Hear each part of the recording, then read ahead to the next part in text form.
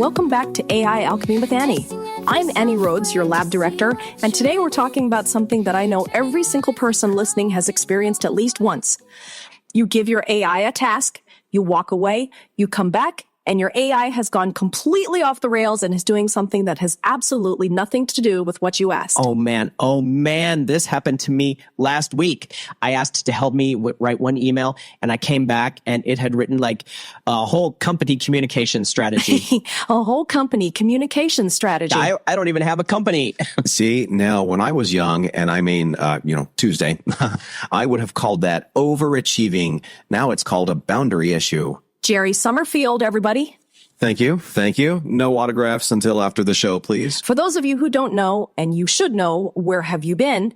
Jerry covers tech and home products over at Artemis Tim, and he has been watching the AI space with what I would describe as enthusiastic concern. Yeah, that's a great way to put it.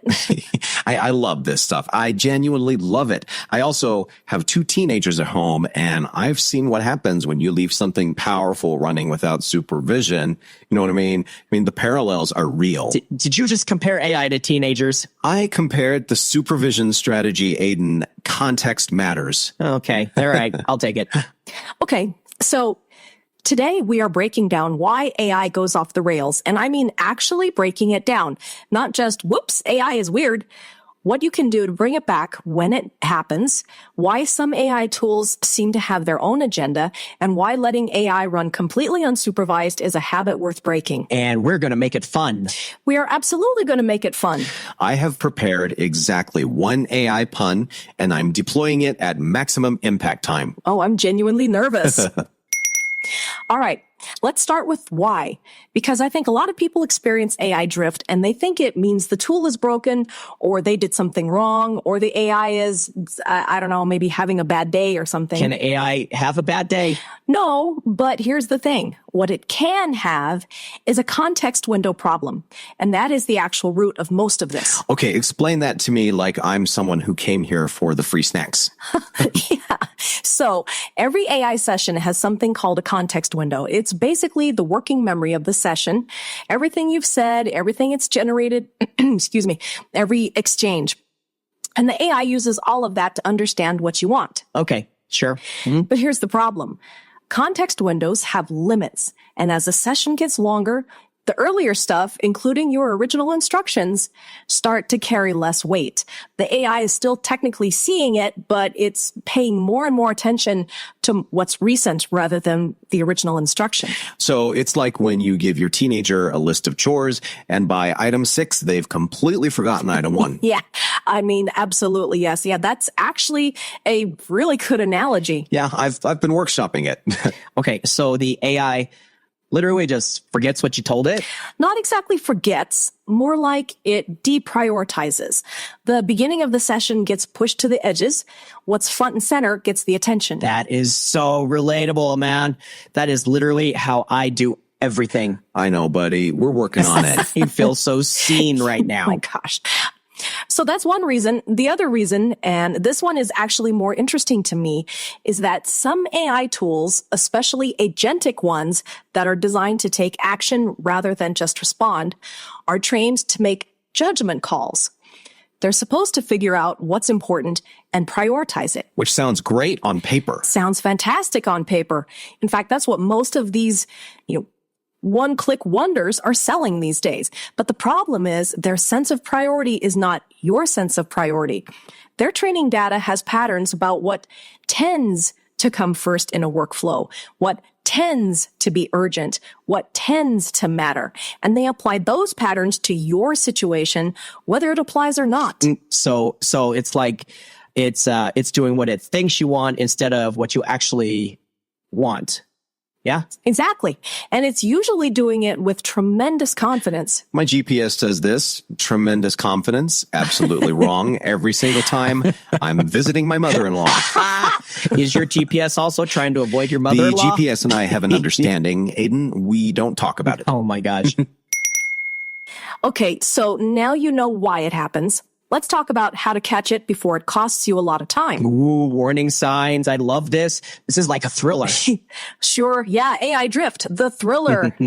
Sign number 1, it stops asking you questions and starts making assumptions. Okay, that one I know well. I mean, when it just goes, it doesn't check in, it doesn't confirm, it just goes. I used to think that that was efficient, like it really knew better than I did what it needed. It feels efficient, and sometimes it is, if you've given it a really well-scoped task.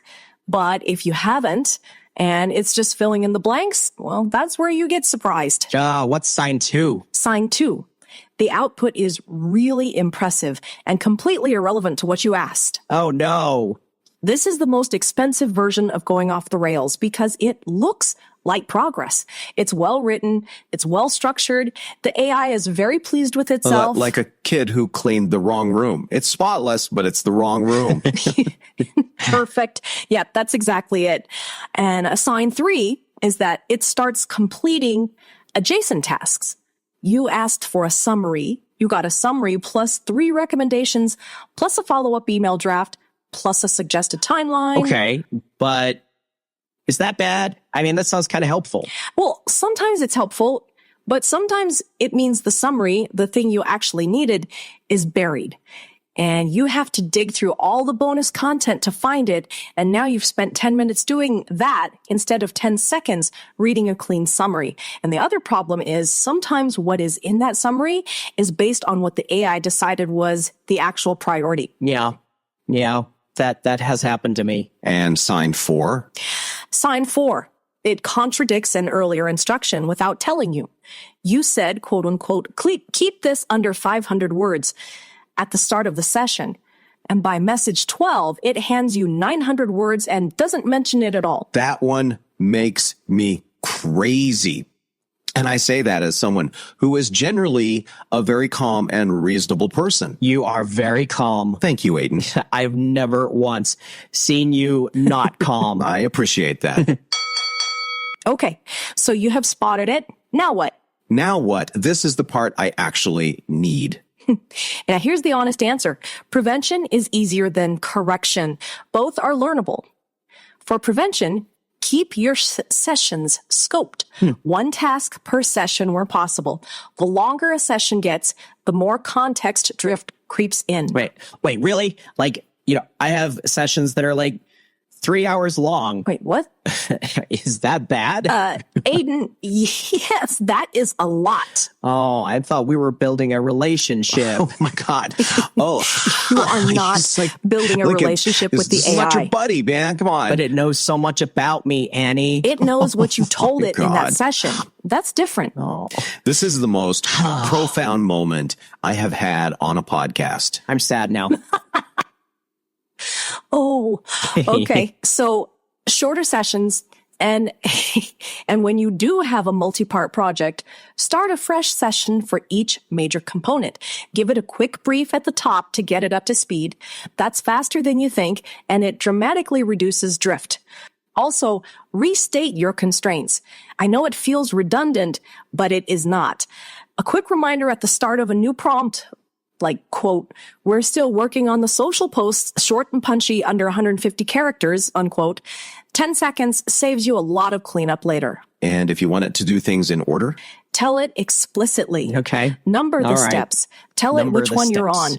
We're doing step 2 of 4 right now. Do not move to step 3 until I say so. Most AI tools will honor that if you state it clearly. okay. And if you don't state it clearly, Then it will decide. And its decision will be logical, and it will most likely be wrong. every project I've ever managed. Yeah, but what about when it's like already gone off the rails? I mean, like, is that already doing the wrong thing? I mean, what do you do about that? You stop. You redirect. You don't apologize for it. Yeah. You don't try to work with the wrong output. You just stop and say, let's back up. Here's what I actually need. A clear restatement of the task, that's almost always faster than trying to fix a wrong output. But you don't apologize to the AI. Oh my God, Aidan, no, you do not apologize to the AI. I might do that sometimes Of course you do, buddy. and just feel bad, Oh my God. I know you do. You're such a good person. But the AI does not have feelings about it. You don't know that. Come on. We're going to move on. Okay. Last big piece, and this is the one I actually feel strongly about, so I'm going to be direct. Letting AI run completely unsupervised on complex tasks is a habit worth breaking. And I say that as someone who loves AI tools and uses them constantly. The set it and forget it trap. Exactly. And I get why people do it. I mean, the whole point of agentic AI is that you can run sequences of actions without holding its hand through every step. That is genuinely useful. But there's a difference between supervised autonomy, where you're checking in at key points, and hands-off chaos, where you just make a few clicks, let it go, and hope for the best. So what is the actual risk? I mean, like worst case scenario. Worst case, in an agentic overflow, it takes an action you did not authorize. It sends an email you did not approve. It edits a file you did not mean to change. It makes a decision at step 3 that makes everything at steps 4 through 8 wrong. And it confidently completes those steps while you're not watching. And this could also lead to making purchases that you are not aware of. Ooh, Yeah, that's not good. Scary. And the fix isn't don't use agentic AI. The fix is know your check-in points, scope your task, know what decisions you want the AI to make on its own and what decisions you want to sign off on. Okay. So I guess it's like any powerful tool, really. I mean, a table saw is incredibly efficient. I can't do a lot of my projects without one, but I would never walk away from it while it's running and expect that nothing bad would happen.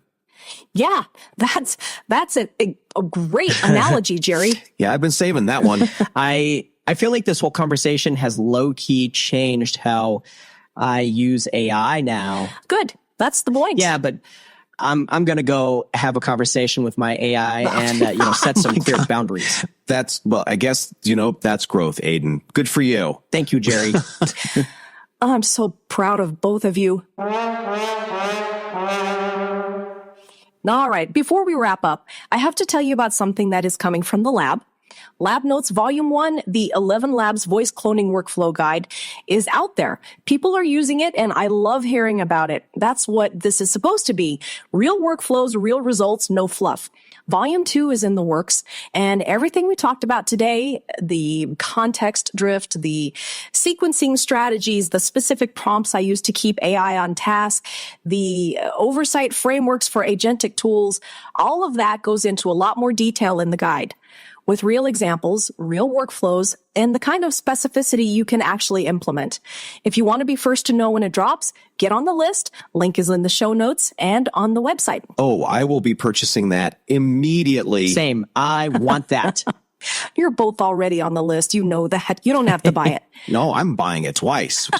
Oh, thank you, Jerry. All right, everyone. Thank you for hanging out with us today. Thank you to Jerry for the teenager analogy, which I will be using forever. Royalties pending. And thank you to Aidan for his emotional honesty about apologizing to AI chatbots. I stand by it. Which is very on brand.